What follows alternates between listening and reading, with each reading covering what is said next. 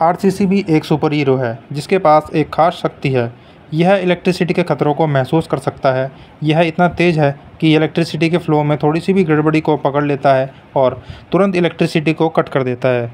लेकिन आरसीसीबी यह शक्ति लाता कहाँ से है? आज हम इसी सुपर हीरो की शक्ति का राज जानेंगे। हेलो दोस्तों, स्वागत है आपका इस वीडियो में। तो फ्रेंड, जैसा कि आपको पता है कि हमारी सर्किट ब्रेकर पर वीडियो की एक सीरीज़ चल रही है। तो ये वीडियो है लो वोल्टेज सर्किट ब्रेकर की टाइप नंबर 3 आरसीसीबी। इससे पहले मैंने एक एसीबी की वीडियो बना करके डाली है, एयर सर्किट ब्रेकर। अगर आपने वो वीडियो नहीं देखी है तो आप चैनल पर मैंने डाल रखी है, आप जाके देख सकते हैं। तो फ़िलहाल शुरू करते हैं इस वीडियो को।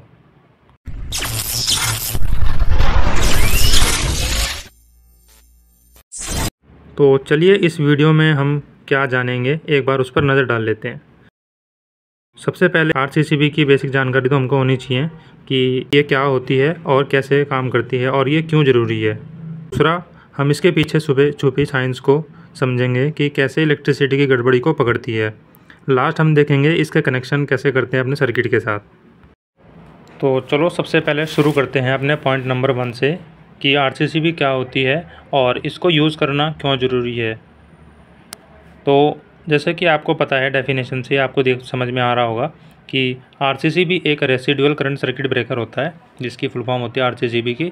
और ये एक इलेक्ट्रिकल सेफ्टी डिवाइस है जो हमारे इलेक्ट्रिकल सर्किट में हो रही करंट की लीकेज को डिटेक्ट करके और पावर सप्लाई को कट कर देता है, ताकि हम किसी इक्विपमेंट के पास काम कर रहा है वो इलेक्ट्रिसिटी के झटके से बच जाए। चलिए दोस्तों, अब इसके पीछे की साइंस को हम एक डायग्राम के थ्रू समझेंगे। अब इस डायग्राम में आप देख रहे होंगे बीच में एक रिंग टाइप की आपको दिखाई दे रही है, वो है इसकी सोलेनॉइड कोर। उसी के ऊपर आप देख रहे होंगे ऊपर की साइड में आपको एक फेज़ आ रहा है और उसके ऊपर टर्न लगी हुई है और वो आउटपुट में निकल रहा है और जा कर के लोड से कनेक्ट हो रहा है। ऐसे ही न्यूट्रल नीचे की तरफ से आ रहा है, आप देख रहे होंगे, और वो एक टर्न ले रहा है उसके ऊपर और वो टर्न होकर के फिर आउटपुट निकल के वो जा रहा है लोड की तरफ।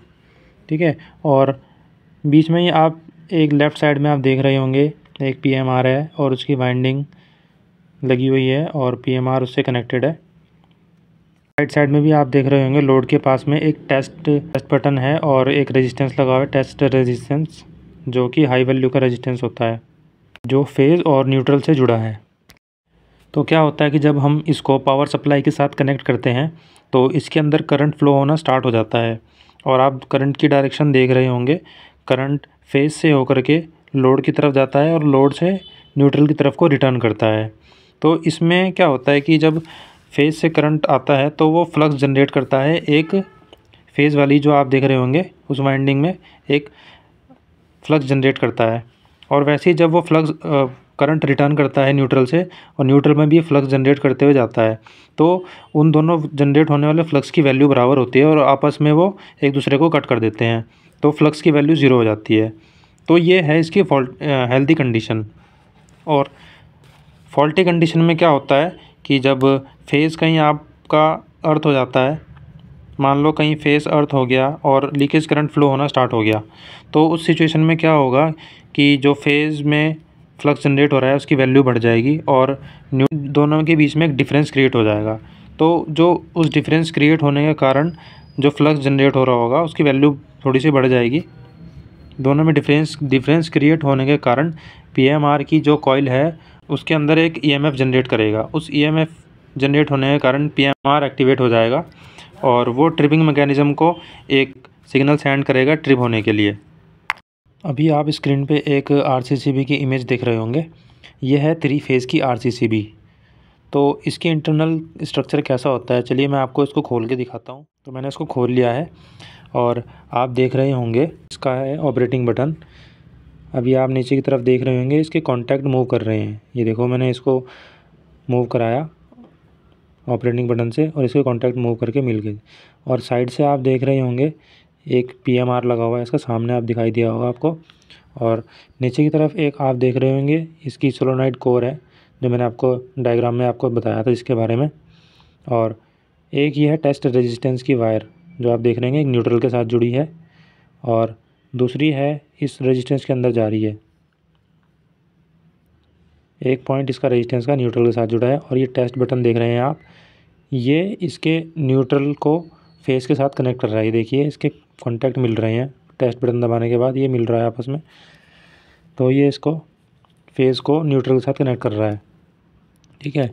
और अभी देख रहे हैं आप, ये दोबारा से मैंने इसके उठाया और ये इसको लगा दिया, इसको मैंने RCCB को। तो ये ऊपर की तरफ आप देख रहे हैं इसका पूरा ट्रिपिंग मैकेनिज़्म है जो इसके PMR के साथ इंटरलॉक रहता है। PMR जैसे ही सेंस करती है फॉल्ट को, वो ट्रिपिंग मैकेनिज़्म को एक कमांड देती है ट्रिप होने के लिए। और मैं आपको इसकी ट्रिपिंग की टेस्टिंग भी दिखाऊंगा कैसी ट्रिप करती है। तो अभी आप देख रहे होंगे स्क्रीन पर मैंने इसके साथ एक सिंगल फेज़ की सप्लाई जोड़ ली है और मैंने अभी जो सप्लाई दे रखी है वो वाई फेज़ में दे रखी है, ठीक है। और अभी मैं आउटपुट साइड में आपको दिखाऊंगा कि आउटपुट साइड में भी अभी ये देखिए टेस्टर ग्लो कर रहा है आउटपुट साइड में भी, इसका मतलब इसके अंदर सप्लाई ऑन है, ठीक है। तो अब मैं टेस्ट बटन दबा के दिखाऊंगा आपको कि किस तरीके से इसकी ट्रिपिंग काम करती है टेस्ट बटन वाली। तो ये देखो ट्रिप हो गया है और इस तरीके से ये फेज़ और न्यूट्रल को शॉर्ट किया है टेस्ट बटन के थ्रू। इसी तरह से फॉल्ट आने पर भी फॉल्ट को सेंस करके इसी तरीके से सेम सर्किट को ट्रिप करती है। अभी मैं आपको फेज़ चेंज करके दिखाऊंगा, फिर आपको मैं दिखाऊंगा आपको देखो टेस्ट बटन ऑपरेट नहीं करेगा जब। अब देख रहे हैं मैंने इसको R फेज़ में कनेक्ट कर दिया है दोबारा से। अभी सप्लाई नीचे दिखाऊंगा मैं आपको, ये देखिए सप्लाई इसमें आ रही है, टेस्टर ग्लो कर रहा है और आउटपुट साइड में भी इस तरीके से सप्लाई ऑन है। आउटपुट साइड में भी सप्लाई मिल रही है, आप देख सकते हैं टेस्टर ग्लो कर रहा है, ठीक है। तो अब मैं इसका टेस्ट बटन आपको दबा के दिखाऊंगा कि इस वाले फेज़ में टेस्ट बटन इसका काम नहीं करेगा। ये देखो RCCB ऑन है, टेस्ट बटन काम नहीं कर रहा है। ये देखिए RCCB ऑन है, अब मैंने ऑफ़ कर दिया RCCB को और ये टेस्ट बटन R फेज़ में काम नहीं कर रहा है क्योंकि जो रेजिस्टेंस है वो Y फेज़ को और न्यूट्रल को शॉर्ट कर रहा है। ये खाली टेस्टिंग के लिए है, जो टेस्ट बटन दिया रहता है इस RCCB की टेस्टिंग के लिए होता है ये कि RCCB सही है या ख़राब है, इससे हमको पता चल जाता है। और ये टेस्टिंग सप्लाई देने पर ही काम करती है, विदाउट सप्लाई टेस्ट बटन आपका काम नहीं करता है। तो ये तो थी इसकी छोटी सी एक इंटरनल स्ट्रक्चर और इसकी वर्किंग।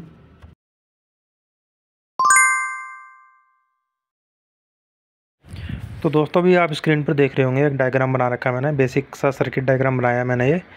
और इसमें आप देख सकते हैं दो फेज़ और न्यूट्रल सबसे पहले एक डबल पोल के MCB के अंदर आ रहे हैं और फिर उससे आउटपुट निकल के हमारी RCCB के अंदर जा रहे हैं, ठीक है।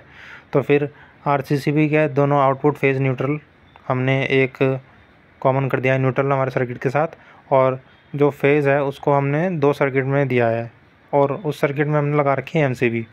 तो दोस्तों ये MCB हमको RCCB के बाद ही लगानी है, जो हमने दो सर्किट वाली MCB लगा रखी है, ताकि अगर शॉर्ट सर्किट या ओवरलोड जैसा कोई फॉल्ट हो तो वो MCB उसको ट्रिप कर दे, और अगर कहीं लीकेज हो रही होगी तो वो RCCB उसको डिटेक्ट करके RCCB उसको ट्रिप कर देगी सर्किट को। तो ये इसका एक बेसिक सा डायग्राम है। इसी तरीके से हमने ये सर्किट में अपनी RCCB को हमको लगाना होता है। तो दोस्तों ये थी हमारी आज की वीडियो।